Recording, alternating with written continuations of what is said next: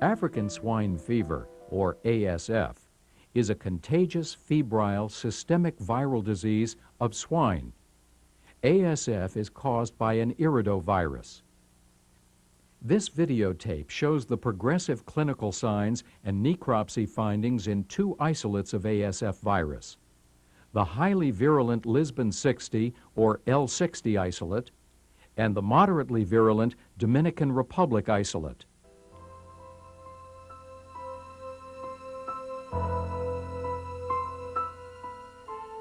These pigs may have slightly reddened skin, but otherwise they appear normal. They have temperatures ranging from 104.8 to 106 degrees Fahrenheit.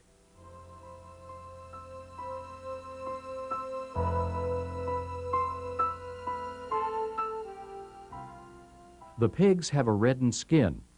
When disturbed, the pigs appear normally active, but when not disturbed, they quickly lie down. Normal pigs in a new environment or in the presence of people would continue to be active.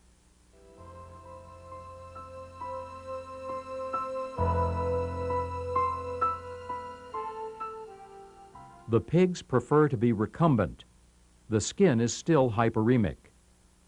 In contrast to hog cholera or classical swine fever, there is no conjunctivitis in ASF. The animals have a rapid respiratory rate. The skin on the edges of the ears is becoming cyanotic. This sign can occur in various septicemias in pigs.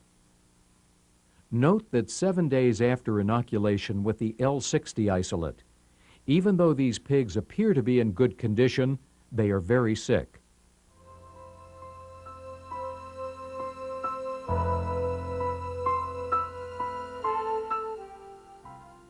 The tonsils have areas of congestion, but are otherwise normal. This is the submandibular lymph node. Note the areas of congestion on the cut surface. The inguinal lymph node appears normal. The spleen is greatly enlarged and very dark. The lung has not collapsed. There is excessive reddish fluid in the thoracic cavity. The spleen is several times normal size, very dark, and full of blood. There are petechial hemorrhages in the serosa of the small intestine. The abdominal cavity contains an excessive amount of reddish fluid. To best observe the renal lymph nodes, incise the parietal peritoneum dorsal to the kidney and reflect the kidney. The renal lymph nodes are very enlarged and very dark, severely hemorrhagic. Note that very little white lymphoid tissue is visible on the cut surface. The gastrohepatic lymph node is also very enlarged and dark, hemorrhagic. There is edema in the subserosal connective tissue surrounding the node. There is very little white lymphoid tissue visible on the cut surface. The gallbladder is distended and the wall is edematous, yellowish white. The liver is dark red and firm, congested. Periarterial lymphoid tissue can be seen on the cut surface of the spleen. The splenic enlargement is caused by necrosis in the red pulp and filling of the red pulp with blood.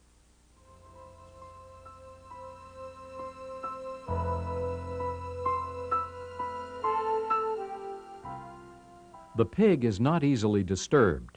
The skin is reddened. The skin over a large part of the ear is cyanotic. This is produced by thrombosis of subcutaneous capillaries. The skin over the ham and other areas of the body is also reddened. After the pig gets up, it appears to be in better condition, but note how quickly it lies down again.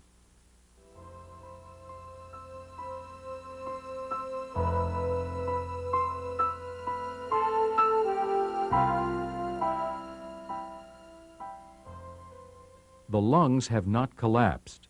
They are very congested. The spleen is greatly enlarged. There are petechial hemorrhages in the serosa of the small intestine. There is a severe perirenal edema. The reflected kidney is very dark red, and many petechial and ecchymotic hemorrhages are visible through the capsule. The renal lymph nodes are very enlarged and hemorrhagic.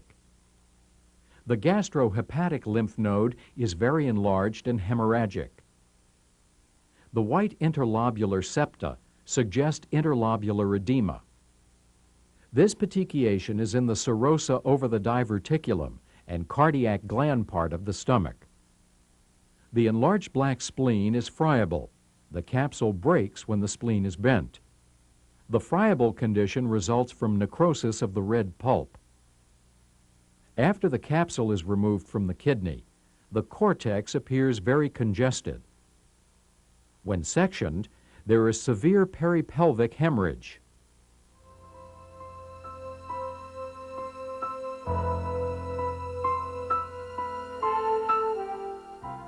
There is subcapsular hemorrhage in 2 lobes of the inguinal lymph node. The subcapsular hemorrhage is obvious when the node is sectioned. The lung has not collapsed. The spleen is very enlarged and black, and the kidney is very dark. The kidney is very congested, and there are petechial hemorrhages. The spleen is large and dark. The gastrohepatic lymph nodes are very enlarged and hemorrhagic. The cut surface of the gastrohepatic lymph node resembles clotted blood.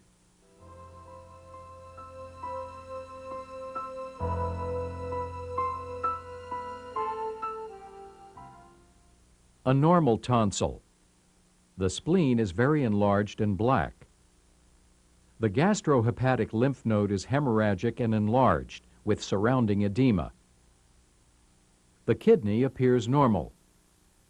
The renal lymph nodes are hemorrhagic and enlarged.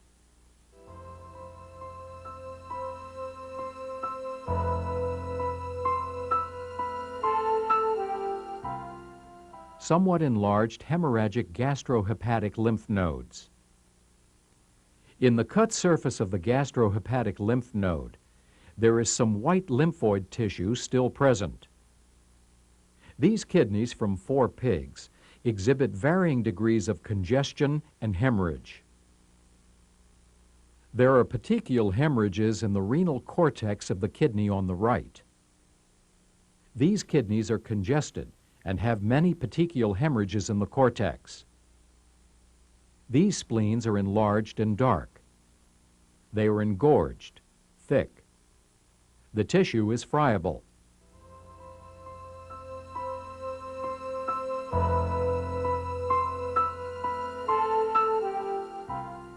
The pigs appear normal except for a more reddened skin. Even though they appear normal, if not disturbed, they will lie down even while someone is still in the room. A healthy pig will not lie down while strangers are present. Note the reddened skin. This pig has reddened skin. Now all the pigs are recumbent. In contrast with hog cholera, pigs with ASF do not develop conjunctivitis.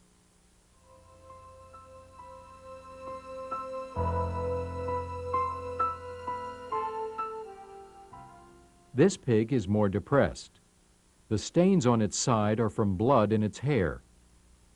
Normal feces and feces with dark red blood. Pigs with ASF develop thrombocytopenia, a prolonged bleeding time, and thus are prone to bleeding.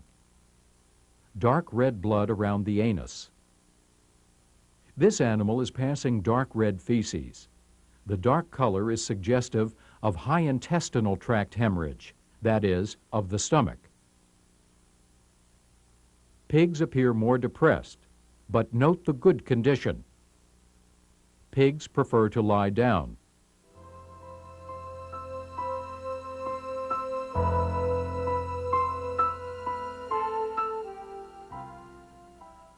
Spleen is enlarged and dark. Renal lymph nodes are enlarged and hemorrhagic. Pig euthanized because of severe lameness. Spleen enlarged and dark. enlarged hemorrhagic gastrohepatic lymph node, petechial hemorrhages in renal cortex, enlarged hemorrhagic renal lymph nodes, large area of hemorrhage around hip,